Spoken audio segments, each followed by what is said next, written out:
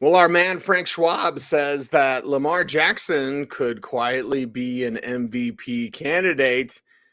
Bloom, does that happen with reworked mechanics? With also, I think, what is he, 220 now? Yeah. What's the word with Lamar Jackson, and how does that help fantasy GMs? See, I love Lamar Jackson as a player. I wish he was a Steeler. We got Almost Terrell was. Edmonds. He almost was a Steeler. Yeah. Terrell Edmonds. Anyway, I want to believe in him. I want to believe in his ability to overcome these things. What we've heard, other than what you mentioned, bulking up, working on his mechanics, is that maybe this is revisiting 2019 when they were really run heavy. Now, offensive line should be better. Get Ronnie Stanley back. That's going to help. Tyler Linderbaum, that was a big pick for them. Center has been a real problem for them. So maybe the offensive line is going to get better. Maybe that's part of the resurgence. But there's no Marquise Brown. Trade away Marquise Brown. You don't have a true field stretcher. I guess there's Devin Duvernay. So defenses aren't scared about loading the box now. And the other thing, Cease, is that they see it coming, right? I mean, isn't this the Ravens offense? Okay, last year Lamar Jackson passed more. But Lamar Jackson's also the kind of player that has no regard for his own health, right? No regard for his own safety. You love it as a Ravens fan. But last year we saw the injury to wipe out most of the rest of his season, wipe out the Ravens season. Is that going to happen again this year? I'm not going to hit the injury risk button, but I know that if the defenses come in saying we just have to contain Lamar Jackson as a runner first and foremost, I don't trust Greg Roman to keep defenses off balance. So I'm not going to talk anybody out of taking Lamar Jackson at ADP. I'm not going to say fade this whole offense, but I don't get a good feeling about it. I think it's predictable. I think we see this every year when they make the playoffs, that they are shut down pretty easily by middling to good defenses because they're just not keeping defenses off balance. They did it in 2019, but that was because it was the big reveal. That was Jackson's second year. So this, to me, casts a shadow over this whole offense. And as much as I want to root for Lamar Jackson, I think he's got some things working against him. And his willingness to go head first or run into the burning building could be the thing that torpedoes his fantasy value. Yeah, it's that, and it's also Roman, like you said, balance. I almost chuckled when you're like, hey, Greg Roman and balance in the same sentence. And that doesn't exist. It doesn't exist. So you have a guy that wants to run head first, and you have an offensive coordinator's like, huh? That's what I told him to do. Yeah.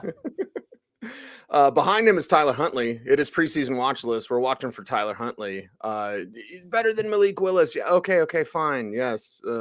Tyler Huntley can start in this league. He proved that last year, and he's going to have to wait for his opportunity, Bloom. So preseason watch list, we'll see if he continues to develop as a passer because he's, further behind than what Lamar Jackson is in that department. We'll see where he's at this year. Yeah, I think when we look at Huntley, first of all, we saw, wow, there's a massive drop-off from Lamar Jackson to Huntley. I know not for fantasy necessarily, but it was really funny when folks were saying, well, maybe they don't have to pay Lamar Jackson because Huntley's so cheap. No. But that being said, this is a fantasy show, right? Let's not gloss over that after I made a big speech about, I'm worried that Lamar Jackson's just going to go, foot to the accelerator and it's going to result in another injury because this defense doesn't keep this offense doesn't keep defenses off balance. So that means we're somewhat likely. See, so if we were to rank the top 5 backup quarterbacks that we're likely to see due to injury, Huntley's absolutely on that list. So in your 2 quarterback superflex leagues, you want to keep tabs on him. And in your deep dynasty leagues, you want to keep tabs on him because this is a guy that showed he can put up the numbers. Also, this would help Mark Andrews. We'll get to that later on in the show. So I think it's great that Huntley's making a career out of being an undrafted free agent. He's going to make $20, $30, $40 million probably by the time it's all said and done. He's one of the better backup quarterbacks in the league, but he's nowhere near Lamar Jackson. No, nowhere near where he needs to be. So patience, we'll wait. And we won't talk about Brett Hundley or Anthony Brown. So we'll talk about the running back position, Bloom. Who in the hell is going to be healthy? Yeah. Right? I mean, I guess Mike Davis to begin the season. And from a fantasy perspective, it's like, again, for me, it's one of those situations I'd rather let someone else take this Baltimore situation. I know they're all good backs. I like Gus Edwards. I used to pluck Gus Edwards late and play him and have some fun with that. Those days are long gone. because now he's hurt. Dobbins is hurt. Mike Davis is there. Davis isn't bad, Right. but they'll mix in Dobbins. They'll mix in Edwards. We'll have to watch this in the preseason, obviously, but it's also a situation where it could be just nobody for the first half of the year. Yeah, that's the problem here. I love J.K. Dobbins' talent. I think J.K. Dobbins in the 2019 offense would have been a fantasy sensation. They're trying to bring back the 2019 offense. Look, you can tell a story where Dobbins is his old self, just a year removed from an ACL tear. This offense does put defenses off balance with the running game. Dobbins breaks those long runs. Because what I was excited about was watching Mark Ingram break long runs in 2019 and think, well, Dobbins is going to take those to the house, right? And first year out of an ACL tear. The other thing is they don't seem to be willing to give Dobbins more than 15, 18 touches a game, maybe 20. Now, it was a touchdown every game at the end of 2020. I just don't know if that's coming with Gus the Bus, who also coming off an ACL tear. Like you said, that who's next on the depth chart? Mike Davis. Well, we know he can do. Who's next on the depth chart? Justice Hill. He's coming back from an Achilles tear. See, so there's a name we're going to watch, keeping true to the series preseason watch. Tyler Beatty, right? He's the guy who outperforms his diminutive frame. And he's a guy, I think, that especially while they're bringing back Edwards and Dobbins slowly, could really impress, could win a roster spot. I think you're looking at, if Hill's slow coming back from his Achilles, then you have something here with Beatty. So that's the name I'm going to remember. But I think you nailed it when you said, let somebody else take a Ravens back, at least if we're talking about Dobbins and Edwards, wherever he's going in drafts, because it's a split backfield. They're coming back from injury. And again, we're not convinced of the success of this offense right out of the gate. We're not going to talk about Ricky Person, but it makes me remember Chucky Person. Oh, yeah. The Auburn rifleman from San Antonio, the Spurs, right? And he'd pat his head when he'd make 3-pointers. This is what happens when you get old. You start, remember that guy in the 90s? Yeah. Remember Rick Smits? When you ask your brain for something, it's like, well, I can't find that, but how about this? Right. It's like Ricky Person. No. Chucky Person. There you go. Let's move to the wide receivers in Baltimore. Now, Sans, of course, Marquise Brown, like you said, Rashad Bateman is a player that Fantasy Jams certainly are warming up to. Some people may be going a little bit overboard with their warmth. Where's your warm meter? Where's your thermometer on Rashad Bateman this season? Lukewarm. That's just going to be the story of this whole offense, right? Is Bateman ready to be a number one? Probably not. Is Bateman going to be someone that strikes fear in the heart of defenses? No. It could work out. There could be some high volume games. For best ball, it could work out. But I'm not seeing an overachiever in this passing game. The other thing we need to talk about with this group is James Prochet is a really good slot receiver. If there's a guy that becomes Lamar Jackson's guy on 3rd and 6 when you have to make a completion, it's probably Prochet. It's his Randall Cobb. Yeah. Right? So I'm not saying go get Prochet, maybe in deep depth best ball leagues, maybe in your deep dynasty leagues, monitor him. Okay. But then you have Devin Duvernay. Devin Duvernay is the one deep threat they have. You need that, although we know that's not the strength of Lamar Jackson's passing repertoire. So that Devin Duvernay maybe again is a 20th round best ball pick on the few times he does convert some long touchdowns. Maybe if he comes out of the gate and gets 2 in the first 4 games or something like that, we're going to pay attention. But how does this pass offense threaten defenses in a way that makes them light in the box, that opens up things for the running game? Bateman, Prochet, Duvernay. Now, that sounds like a company that makes red wine or something, not a passing game. I was going to say a law firm. You're the lawyer, so I was waiting for you to say that. That's Ben Jarvis Green Ellis. Yes, the law firm of Ben Jarvis Green Ellis. Which did Pasquino? Did he create that nickname? He might have. We might have been the first. We were the first. He created the Audible logo. So that's all enough. He created the name because I wanted it to be called the Zone Blitz. This is how dumb I am. You're doing a radio show online because they weren't called podcasts back then in 2006. And he was like, you should call it the Audible. I was like, nah. I was like, it should be the Zone Blitz. He's like, no, the Audible. It's like double meaning. And I was like, huh? Oh, the Audible. Okay, so thank you for that. Let's look further down the depth chart just to see what's there. Tillin Wallace, right? Yeah. Be watching him. Not a lot, honestly. My God. I'm looking at it now. Tillin Tylan Wallace jumps out because we're talking Jalen Moore, Benjamin, Right. Victor. Like, there's just nothing here. So I guess that's what we'll talk about the tight ends. Let's any reserve receivers before, because the tight ends are much more interesting to me. Well, see, doesn't this just scream Julio Jones or Will Fuller, right? Yeah. Somebody. Yeah. Somebody. Yeah. Mm-hmm. Somebody. Tylan Wallace has a. Why didn't they get in on N'Keal Harry? Right. Oh, God. Tylan Wallace has a deep ball, high wire act, maybe. You've got Mekhi Polk is another guy that can be a very productive, efficient, short, intermediate guy. Devin Williams is one of those tight end wide receiver tweeners, maybe. You remember Darren Waller started out in this organization. Exactly. I think this spells out SOS, Julio, Will Fuller, Odell when your knee's feeling better. Anybody save us. Yeah, and leave it to GD, N'Keal Harry to get traded to the Bears after we do the NFC North. Really? Yeah. Really? Nothing's supposed to happen. It's July, okay? Mm-hmm. Let's get rid of N'Keal Harry now. Anyway, what's that mean for the Bears? Nothing. Yeah. Because he may not even make the team. Wait, go back and edit. There's no edits to make. Right. At least he's on the team where he might be able to make the team. There was one team where he could probably, maybe the Ravens, he could make the team. Maybe the Ravens, looking at these receivers. Let's talk about Mandrews, because he's awesome. And there's really not much to say there, Bloom, but there is when it comes to Charlie Kolar. There is when there comes to Isaiah Likely, one of my favorite players that I saw at the All-Star road trip this year. And, kids buried, but dynasty-wise, I'm snatching up Likely as many times as I can get. Yes. So let's talk about Mark Andrews, because this is important. He's a second-round pick. I'm not taking him in the second round. Here's where I back off, Cease. Andrews is going half a round, maybe to a round at the most after Kelsey, and I know he outscored Kelsey last year. That doesn't seem right to me. To me, in my mind, there's a much bigger gap between these players. Why? Because Mahomes and Kelsey's going to be the main threat in KC, but Mahomes and Kelsey, they have that Stockton Malone thing. We're going basketball again. You know what I'm saying? They have that 2-man game that it doesn't matter what the scheme is. It doesn't matter if you bracket Kelsey. It doesn't matter what you do. Mahomes and Kelsey are going to get theirs. Did Jackson and Andrews have that? I don't think so.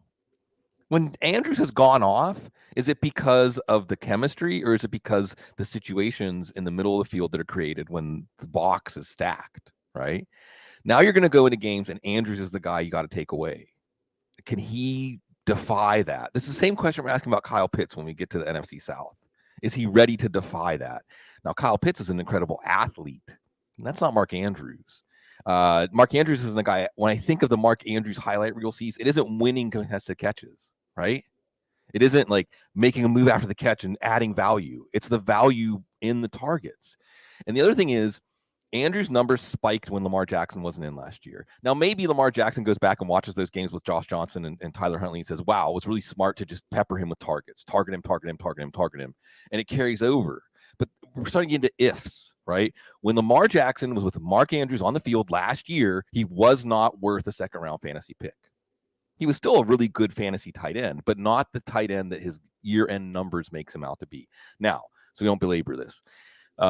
Kolar could be a two-way tight end. Likely was a player that after the Steelers took Calvin Austin, which that was their plan, they were like, well, I guess we have to take Likely because they liked him that much, even though they had Charlie Kolar already in the 4th round. What has happened since then? Likely has been the sensation of OTAs. Multiple players are saying, yeah, Tony Jefferson, others are saying that guy, Isaiah Likely, he good. Now, maybe Cease, the answer to this big vacuum in the passing game, maybe Isaiah Likely could be the answer. Don't think of him as just a tight end. He's in that tight end wide receiver. He reminded me of Julius Thomas, and obviously I save that praise very rarely. But like that, when I watched him on the All-Star trip, I was like, this looks like Julius. So if Isaiah Likely continues to create this momentum in training camp, don't count him out as a core part of this passing game at some point this year, maybe from the drop, because they love him. They need somebody. He might be that somebody. And like you said, Cecil, Dynasty Leagues so what I missed on him in a tight end premium league, and I went ahead and traded a 3rd round pick for Likely in a 6th round pick, like next year. So I could just get him before the word starts to get out that is likely going to be part of this passing game, even though people looked at him as the third tight end when he was drafted.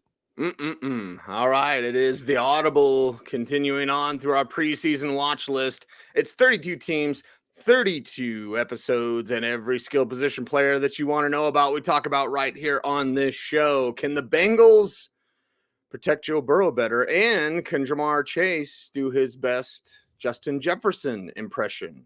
We'll talk about that next.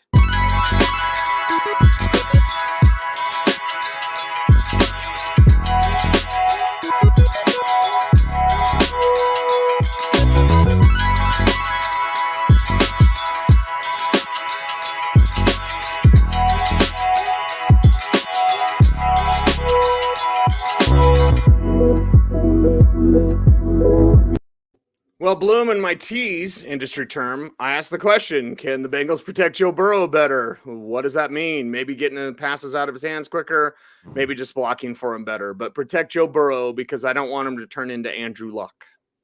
Yeah, and I don't think he's going to. Here's the story. Here's the headline for the Bengals offense this year. Be ready for them to become elite. Be ready for them to be a top 5 fantasy offense. Why? Ted Karras, Alex Kappa, and Lyle Collins. All right.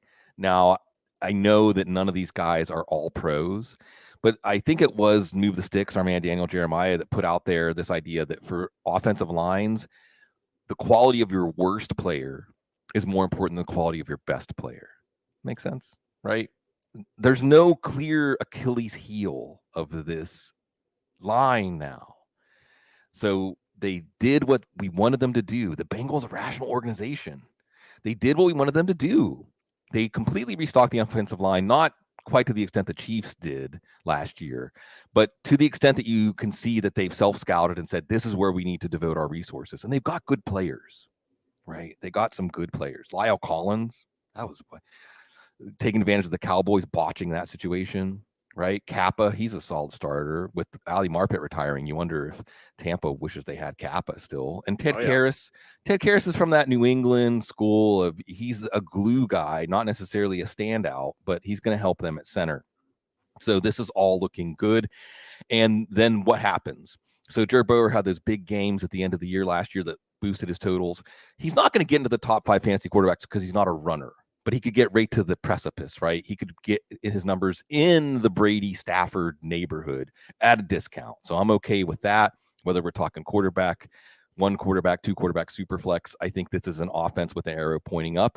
And that makes it very interesting. Cease again. It's 2022. The Bengals are a fantasy offense we want to invest in.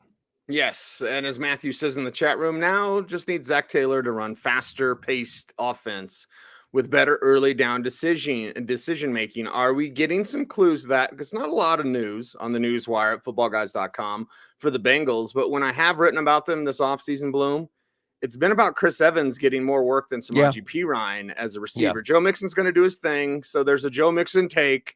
But for me in preseason watch list, it's like, well, let's monitor what Chris Evans, not Captain America, but Captain Michigan. Right. What is Chris Evans doing compared to Perine? And is there some PPR flex appeal there?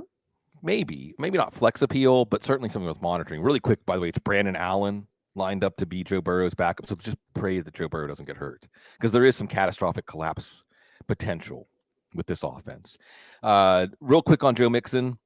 He's a fine pick still every year, Cease, no matter what he did the year before, late first, early second round pick. But this year is a good offense, good offensive line. Even if he is not a passing down back, he's worth that late first, early second round pick. I actually wanted to take him over Najee Harris, but it is topical since we're on the AFC North. I just think that it's a chip where you're putting it on the offense more than passing game volume. Speaking of passing game volume, we're right about Chris Evans. Evans was a highly talented recruit at Michigan. Arrow was pointing down when they took him in the 6th round, has passing game chops, and is going to take away passing game snaps from Perine and Mixon for that matter. And if Mixon goes down, we don't have a clear injury upside player. And if there's somebody that's really going to make a difference in fantasy leagues this year, if Mixon goes down, it's probably Evans instead of Perine. I think this is one of those situations where you probably stay away from it in redraft leagues and dynasty leagues. You make sure that Evans isn't on the waiver wire. We're going to watch this to see if Evans' arrow continues to point up, because there's a lot there physically, there's a lot there skill-wise, and it sounds like he's putting it together. Yeah, if anything happens with Mixon, it just could be more efficient for Mixon this year is what we're hearing. It'd be P. Ryan and Evans in a committee. Trevion Williams should have shown something more by now. Elijah Holyfield just isn't overly skilled. Shamari Jones. Deal. Yeah, okay. So with Trevion Williams, there was a time in a preseason watch list, hell, maybe even last year, Bloom. I was like, I'm still going to watch him. Nah. I don't really need to see any of these guys. If you're Cincinnati, you might think about scouring the waiver wire. Yeah, they don't have a fourth running back. I think they're fine with the three they have. Trevion Williams one time was at least in the same conversation as a player like Devin Singletary. That hasn't worked out. Holyfield, some people's favorite undrafted free agent. I think it just doesn't have the juice. But they got a lot of juice on that wide receiver depth chart, though. They got a ton of juice, and we just did NFC North yesterday, so we're talking about Justin Jefferson. And Bloom, it reminds me of our conversation we'd had about Odell Beckham Jr. years ago. Like, he's peaked as a rookie, and we're like, why is that the case? We don't know if he's peaked. With Jefferson, why was that the case? We didn't know, and now we saw that he did more. Okay, well, Jamar Chase, he's peaked as a rookie. Why do we keep falling for this trap? More could be there with Chase. Now, Higgins, Boyd, we have to talk about them as a group because it's a hell of a group, Bloom. I like the guys behind them, but I like those top three as the best trio in the league. Absolutely. And the question really comes down to Chase versus Higgins. I do think on that Jefferson-Chase note, even though Jefferson and Chase are close in ADP, Jefferson is a clear notch above for me. It's a shame, if you get Chase the pick after Jefferson went. That's kind of heartbreaking when you consider the drop-off, only because Chase, for how good he was for fantasy last year, so much of it was created on those big downfield throws. And it may persist, or Chase could just take a step forward as a player like Jefferson did, and it won't matter if defenses put more attention on him, right? It won't matter if defenses say, we're going to take away those throws. We're going to do what we can to take away those throws. I don't know if you can, because they are more contested catch throws. They're throws where Burrow is trusting his college teammate Chase to do it. But when Chase and Higgins were on the field together, there wasn't as large of a gap as a top 5, 6, 7 ADP versus Higgins' third-round ADP would indicate. And if Higgins can stay healthy, their production might be in the same neighborhood. Now, again, Chase could just blow this all out of the water and have 1,700 or 1,800 yards this year. But I think Higgins is the better investment. And then there's Boyd. And as much as I want to make the case for Boyd to crush his 9th or 10th round ADP, I don't think it's going to change that much from last year, where you're going to have your 2 or 3 catch games. And then you are going to also have an 8 catch game or a 10 catch game, or a game where he's the option that Burrow really zeroes in on. In some ways, how effectively teams defend Chase could be the key to Boyd's value. So if you're not loving Chase at his ADP, then maybe that's another reason you should be more focused on Higgins and on Boyd. But good luck for teams defending this offense with these questions that are very difficult to answer. And finally, hopefully, an offensive line that can make it all work. And not only a well-run organization now, which makes me, it's weird to say that about the Bengals, but also guys that are now hungry because they were that close. Yeah. They were that close. And Burrow, it's not like Burrow's going to rest to be like, oh, we made it, guys. No. Like, no, they haven't made it. He's they not Cordell Stewart. And they want it. They want it bad. That's for sure. Now, behind him, behind the big three, it's preseason watch list. So, yeah, what's Stanley Morgan going to do? I want to know. Trent Taylor, we already know, his game. Mike Thomas, want to see him. Puka Williams, little guy. We'll see what he does at wide receiver. So, yeah, there's interesting names. Maybe fantasy perspective, not as much, but certainly a guy like Stanley Morgan I'll be paying attention to. We should watch Morgan and Thomas or remember the names just because they've been in this system for a couple of years now. So they know the offense, they have chemistry, they know the locker room. So if you had an injury or two to those top 3, maybe they could be pretty productive. And then you mentioned Trent Taylor, just a utility receiver, slot receiver, punt returner, Puka, that wide receiver, running back slash kind of guy, Honor, the jet sweep player. Maybe he could make the team. They could throw in a few plays for him. But the big 3 is important. because, again, an injury or two could change the complexion of this offense, although they showed last year that they are also willing to give Joe Mixon 25 carries when the game script calls for it. So they do have multiple identities, and they might need that if they have to dig into that depth chart at wide receiver. Okay, let's look to tight ends, and there is Hayden Hurst now, as they've made changes, and here comes Hurst to be the guy. Yeah, whatever, Thaddeus Moss a little bit later on, but like Hayden Hurst is there. Is there a change? You know, how does he flash? Yeah. First, he's got to stay healthy, but how does he flash to become a Burrow favorite? And does that maybe change the target structure of this offense? Probably not, although he's a more talented receiver than CJ Uzomah. And what you saw was a few big games. So Hurst has more best ball appeal than redraft. You did see Uzomah have a few big games last year where he was just the guy that was left open, and Uzomah did the rest after the catch. Hurst, former first-round pick, and you see him in the similar vein as Dalton Schultz last year, where defenses are probably going to say, well, if Hayden Hurst is going to beat us, then Hayden Hurst is going to beat us, right? He's going to get one-on-ones. He's probably going to be facing a linebacker or safety that he can beat. And Burrow should be a smart quarterback, good field vision, good decision-making. So Hurst could hit. And when I say hit, what I mean is maybe not quite to Dalton Schultz's level last year, maybe. But at the same time, you look at the overall slice of the pie for CJ Uzomah last year, and it wasn't great. And there's no reason to think Hurst is going to demand targets and make that larger. So I think he's a player you need to know, and he's a player we should be open to outproducing our expectations. But at the same time, this passing offense is going to continue to run through those three wide receivers. All right. Any backup tight ends? I did bring up Moss. Hey, Randy Moss's kid, and hey, congratulations to Robert Griffin III, replacing Randy Moss. So it's good. I like hearing Robert Griffin III is going to be in the booth, or we're going to hear him, because I feel like he doesn't always understand what you're supposed to say out loud and what you're not supposed to say. Right.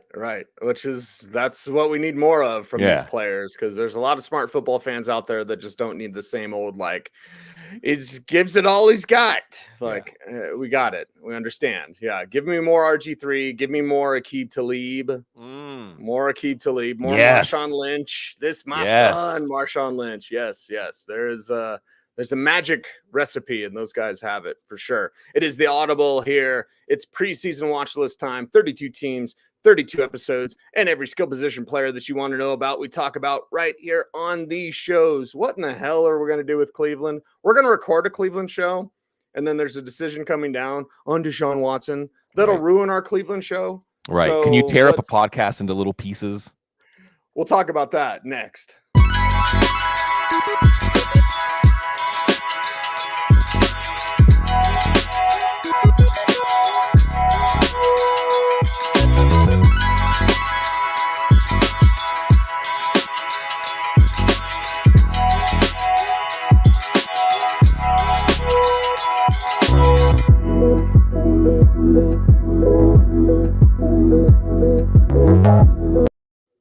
I don't even know the cold open for the Browns, dude, because it's like Deshaun Watson, is he going to play? Like, okay, now we get into lawyer talk and suspension and all that. So Browns with Watson, Browns without Watson, instead Jacoby Brissett will make quite a bit of difference from a fantasy perspective.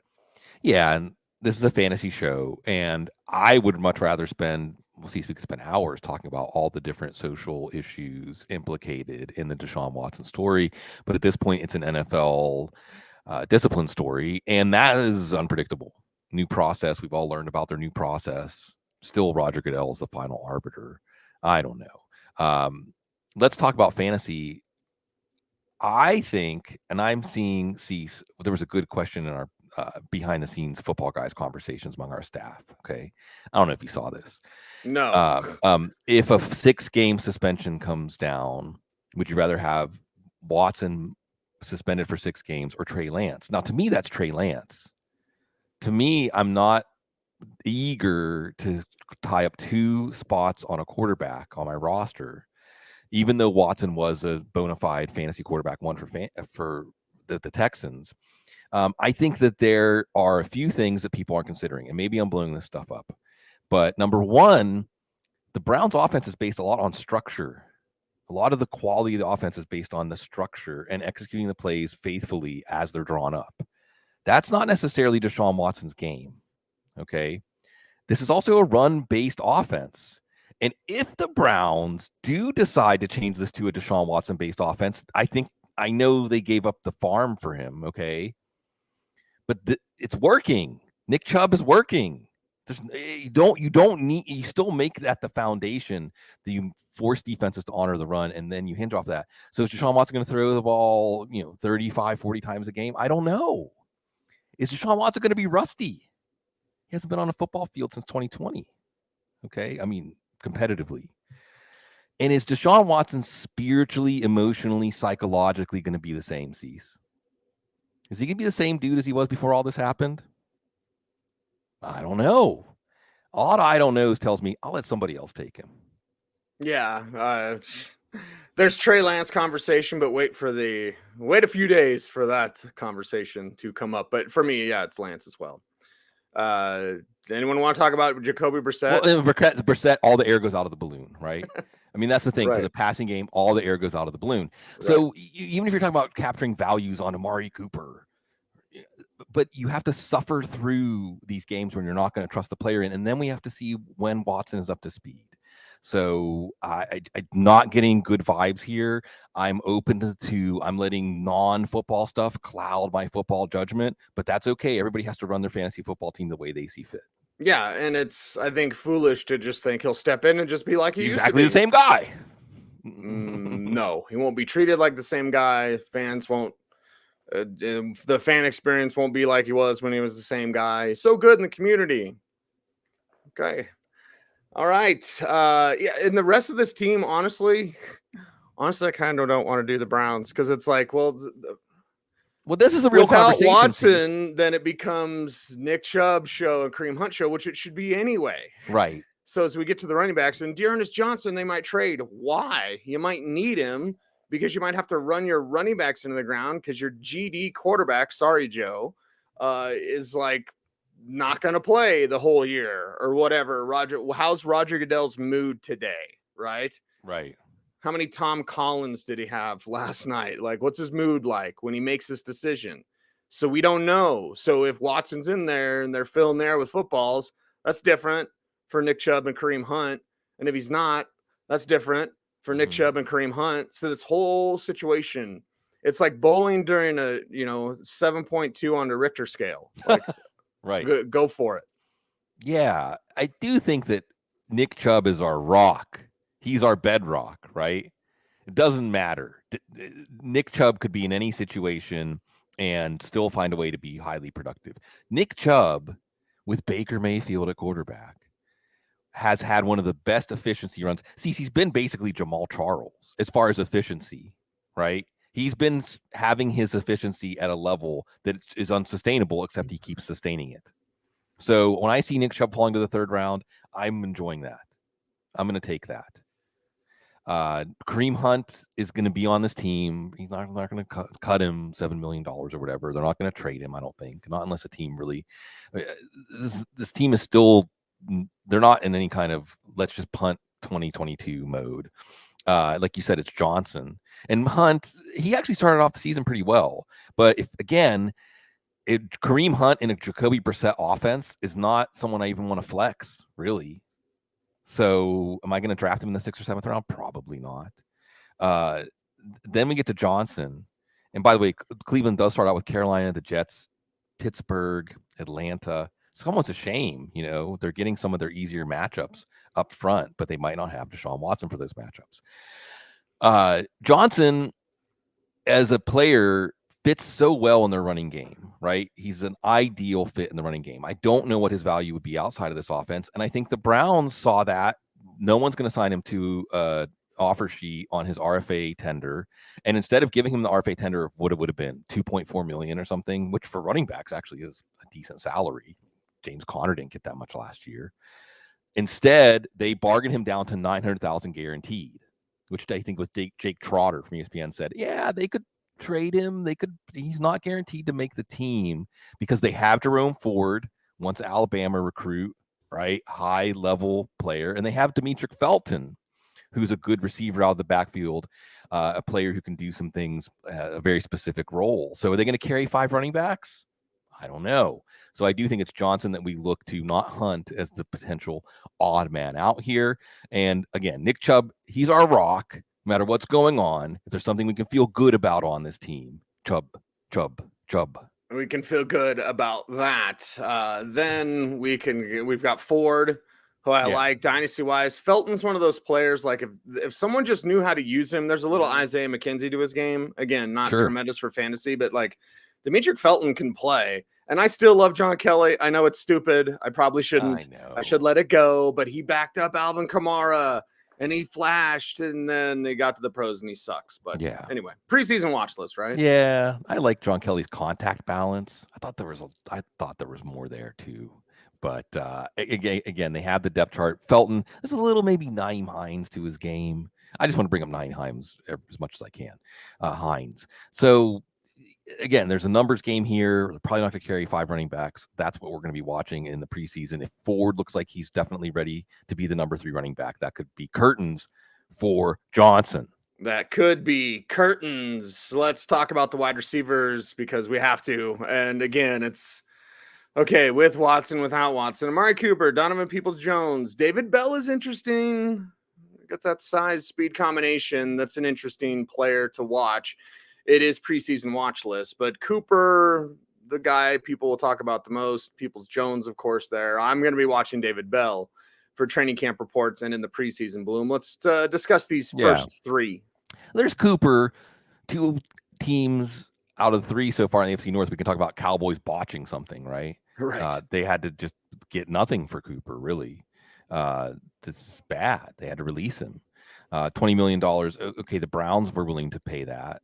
The Browns, an organization that we really want to trust their judgment at this point. You know, I just don't see it. I mean, they did get a 5th round pick or something like that. That's bad.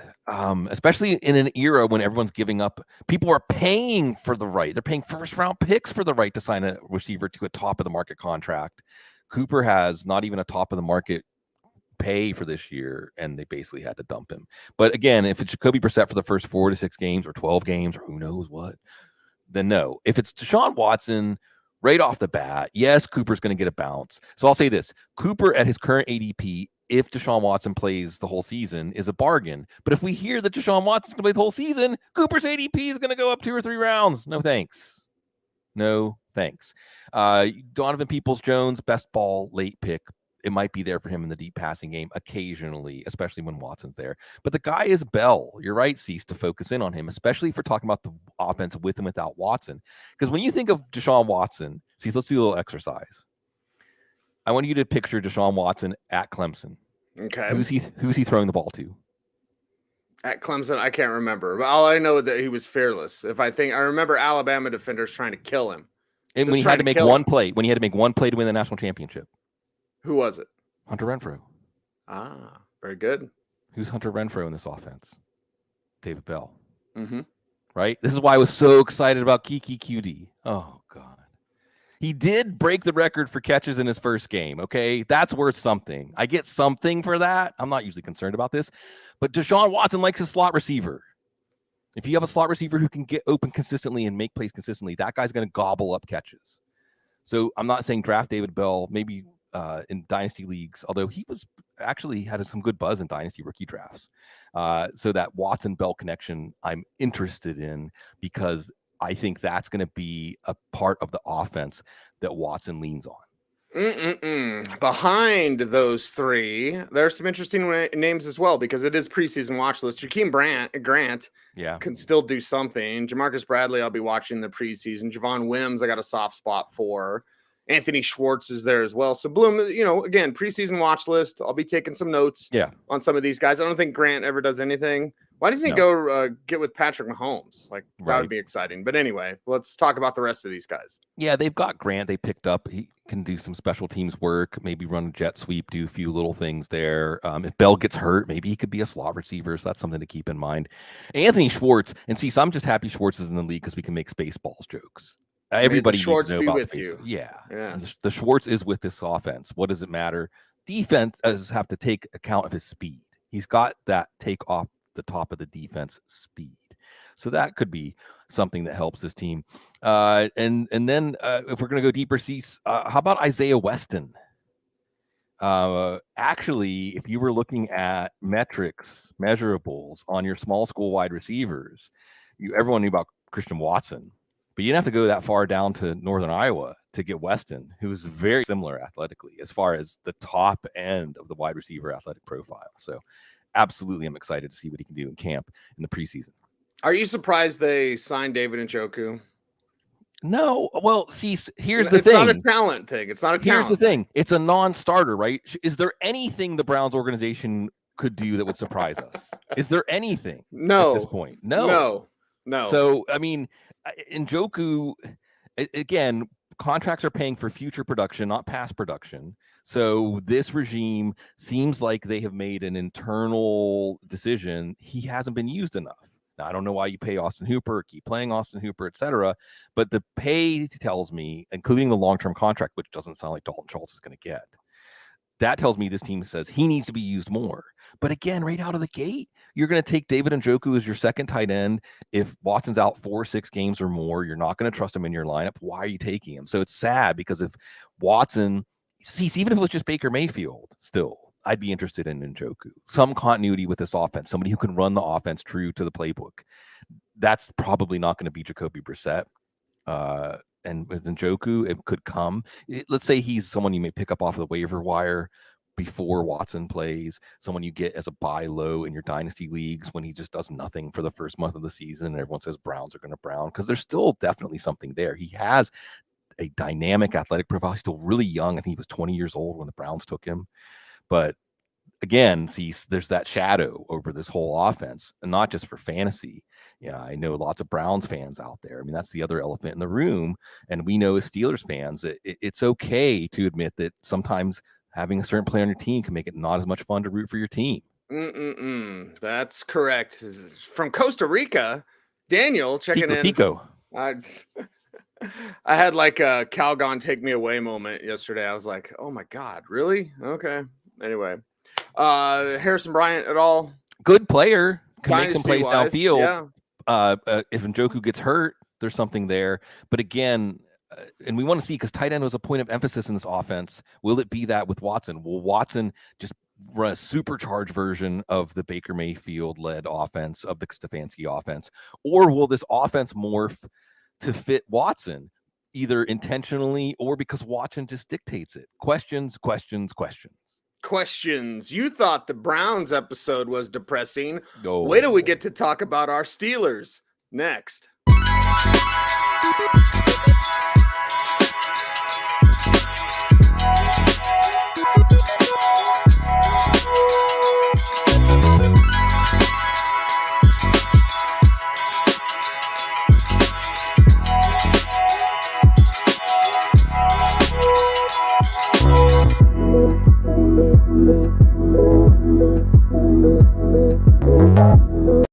I feel like we should just skip the quarterbacks and just go straight. It's Najee Harris. Can Najee Harris just take the snap?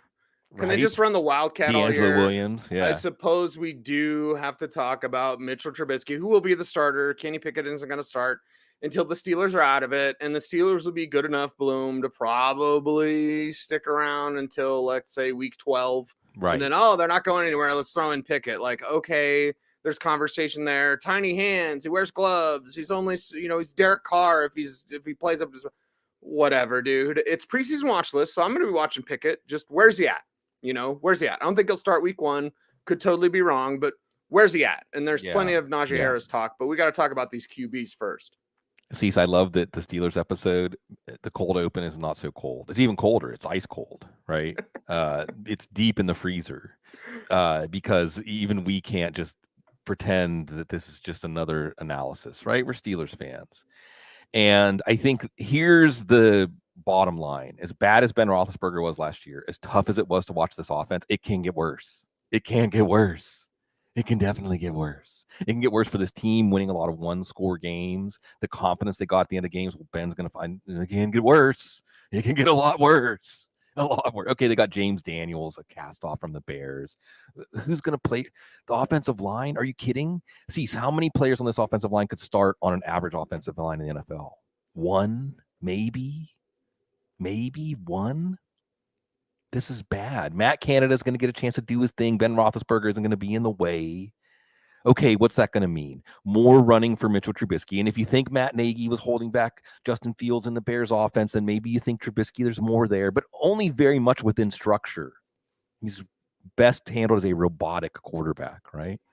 Running, leverages running ability. Who cares if he gets hurt? I mean, I care if he gets hurt, but I'm just saying it isn't like the Steelers have so much money tied up in him that they want to protect him. So you're probably going to see Trubisky running the ball more. You're probably going to see a much lower pass attempt than last year.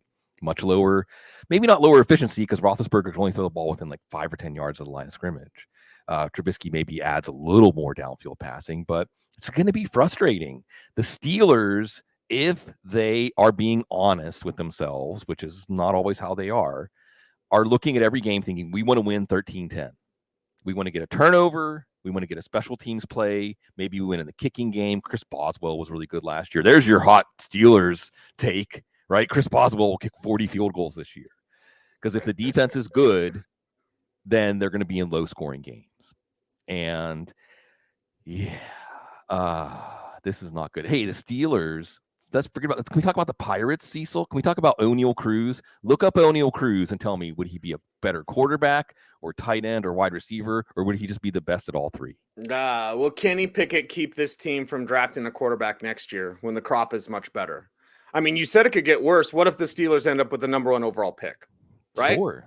Now, you taking CJ Stroud? No, we got Kenny Pickett. You better. You dumbass better. I don't need this. I don't need this morning. No.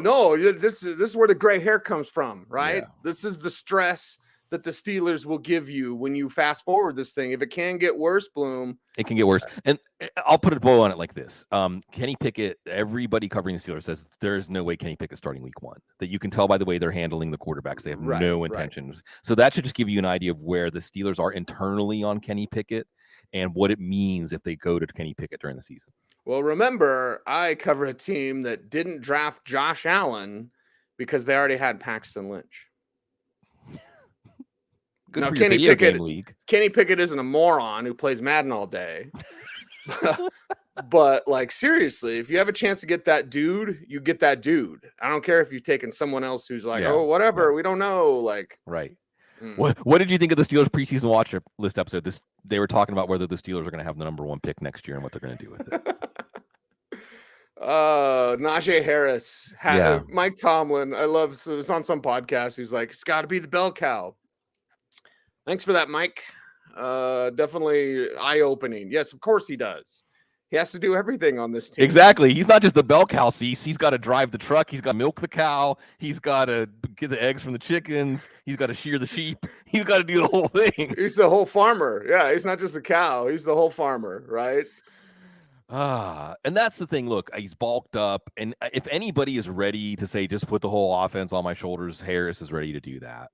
And because of that, he could return first round value just on sheer volume, just because he's the one thing in the offense that's going to work. But I don't like that to be why I take a player in the first round. I hope I'm wrong. I hope this is like Le'Veon Bell and he just takes off in this way that was unforeseen, no matter how bad his surroundings are.